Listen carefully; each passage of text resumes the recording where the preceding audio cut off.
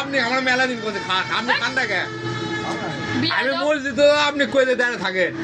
খোলা দিবি আমি তো খাইয়ে আছি তা আপনি দাঁড়িয়ে থাকলে কি হবে দরকার নেই আমার তা আপনি দরকার নেই আমার তেল মাখ মধ্যে আবার কোন যে কয়দিন খেলেছ বেদল বেশি তোমার কি আছে ডাক্তার কাছে আমু লয় তো আব্দুল্লাহ কি আছে জ্বর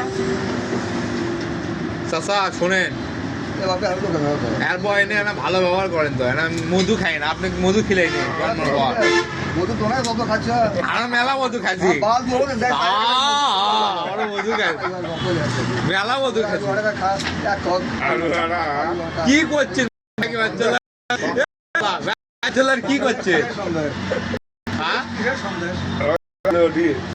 মেয়ে ম্যাচেলার কি করছে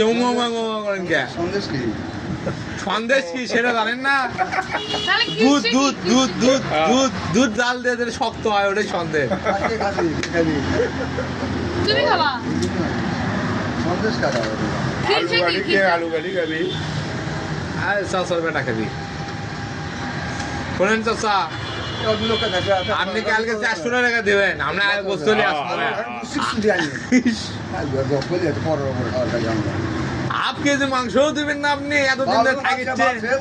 ও আমি যেমন খাওয়া গেলে হুকুম দিক আমার ভালো বুঝি তো টাকা তুলবে পাবেন না ওই আসলে থাকেন না 400 টাকা কোনো বেড়া দেবো আর খালি চাচা